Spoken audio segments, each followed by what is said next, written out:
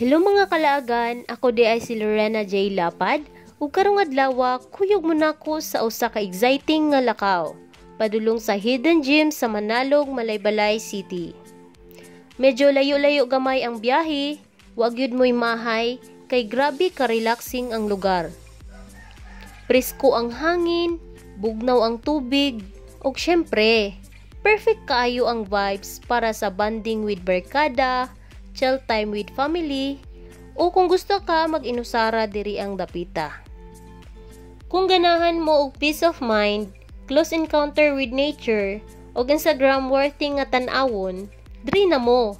Ang Manalog dili lang pang relax, pang memorable experience gyud. Support local tourism, discover new places, o feel the refreshing side of Bukidnon. So andam na mo? Tara na! Let's explore the beauty of Manalog, Malaybalay City. Una na tuad-tuan ang Mount Quiamo. Isa ni sa mga top hiking spot diri sa Manalog. Ang entrance fee diri kay 100 pesos. Ang tour guide kay 1,000 per pax. Pero kung gusto kag all-in package na, naa sila'y 2,500 per pax. Nga apil na ang pagkaon, transpo, ug tour guide diha. Convenient kaayo. Ang kaning Mount Quiamo kay ginapreserba gyud sa mga lokal, bawal maglabay og basura ug ginabantayan ang mga tanom ug kahoy. Support sad ni sa ilang komunidad kay ang mga local guide ang inyong kuyog diri.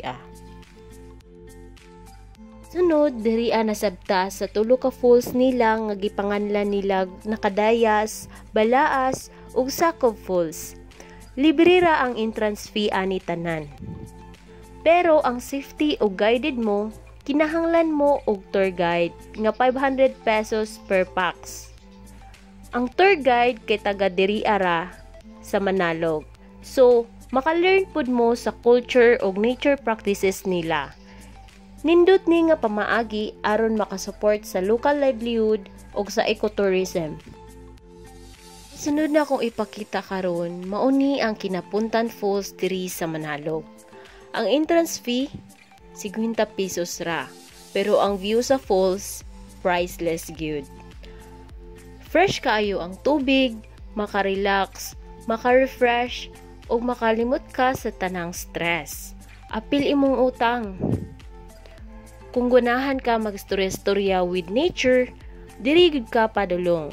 Linaw kaayo ang lugar ug bugnaw pagyud kaayo ang tubig. Perfect yud kaayo para sa bonding with barkada or pamilya. Samot na karon nga astang inita. Tara, suroy ta. Kung chill vibes sa inyong gipangita, ari na ta sa Lions View. Astang baratuhar sa entrance fee, 20 pesos lang. Unya 70 pesos kung mag-overnight camping mo uban inyong barkada o pamilya. Grabe, mas mahal pang milk tea kaysa sa entrance fee diri. Pero ang view diri, di gyud mabayaran og kwarta. Maka-relax, makapanghinuktok ka sa tanan nimo problema, ug murag mawala tanan nimong problema po diri biskan dagan kag problema. Kung gusto kag lugar nga hilom, presko ug layo sa saba, perfect kaayo gyud ni para nimo. Ang suga diri, solar powered pagyud. Eco-friendly na ka. Mura pagyud kag nagcamping sa future version sa kalibutan. Ga-improve pa ilang lugar. Pero bisan ana, nindot na gyud tan-awon. Sa view pa lang daan, ma-amaze na ka. Presko ug limpyo ug welcoming kaayo ang vibes diri. Usa pa inyong giulat. Tara na sa Lions View. Bitbita na inyong tent, snacks, barkada, uyab, pwede ra sad imong kagulingon. Kay diri, welcome tanan. Pagdala lag speaker, gitara para perfect kayong kanta-kanta while ga bonfire o ga chika-chika sa barkada o pamilya. Layo ni sa stress, layo sa toxic nga environment, ug layo sa sigig scroll sa cellphone, panagsa, pahulay sa tagamay. Kung gusto nimo i-reset imong utok, i-recharge imong lawas, ug makalingaw pagyud, Ari na sa Lions View, promise, malingaw ka, unless nipis imong jacket nga imong gidala. Gusto ba nimo ma-experience ang tinuod nga environment, culture o adventure sa Bukidnon? Tara na sa Manalog, Malaybalay City.